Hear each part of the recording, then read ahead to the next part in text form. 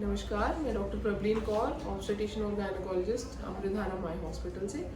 आज हम जानेंगे अल्ट्रासाउंड इन प्रेगनेंसी के बारे में कि ये कितनी बार होता है, क्यों करवाना होता है, कब करवाना होता है। तो through out pregnancy in uncomplicated cases near about 4 से 5 बार अल्ट्रासाउंड्स होते हैं जो अलग अलग समय पे करवाए जाते हैं। सबसे पहला अल्ट्रासाउंड होता है 6 to 8 वीक्स ऑफ प्रेगनेंसी पे, जिसको हम डेटिंग स्कैन भी कहते हैं। इससे हमारी डेट ऑफ डिलीवरी डिसाइड होती है।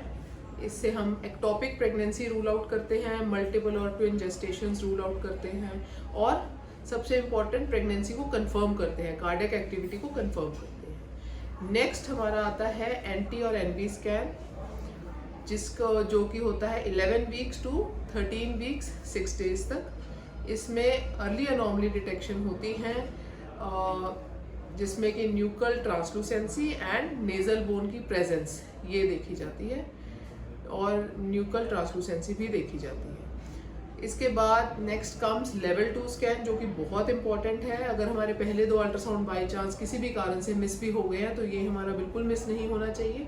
ये होता है 18 to 20 वीक्स ऑफ जेस्टेशन। इसमें बच्चे की डिटेल्ड स्टडी की जाती है, हर ऑर्गन की, heart, lungs, kidney, anomaly detection scan होता है ये।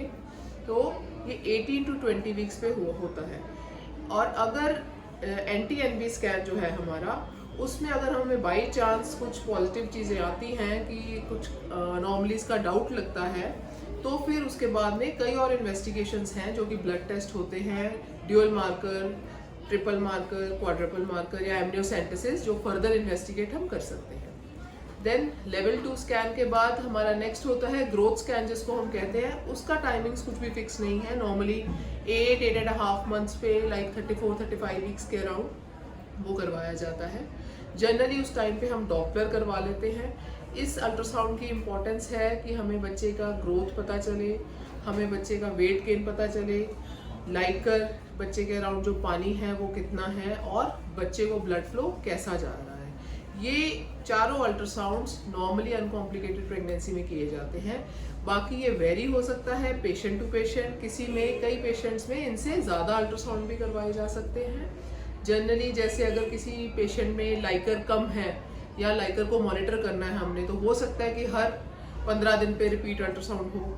अगर किसी पेशेंट में डॉपलर डी रेंज आ गया, ब्लड सप्लाई में कोई दिक्कत है या IUGR है, हो सकता है कि हम हफ्ते हफ्ते में रिपीट करें। तो ये वेरी करता है। और अल्ट्रासाउंड के लिए बहुत ही एक मिथ है कि अल्ट्रासाउंड के कारण बच्चे को नुकसान पहुंच सकता है, या उसकी रेज हार्मफुल है, या उसके कारण अबॉर्शन हो सकता है, या उसके कारण ब्लीडिंग हो सकती है। तो ये सब एक बहुत बड़ा मिथ है, ऐसा कुछ नहीं है। अल्ट्रासाउंड एक बहुत ही सेफ इन्वेस्टिगेशन है और बहुत ही एक्यूरेट रिजल्ट्स मिलते हैं। इससे हमें डिटेल्स पता चलती हैं बच्चे के बारे में, बच्चे का क्या स्टेटस है, कैसे ग्रोथ चल रही है बच्चे की। Thank you.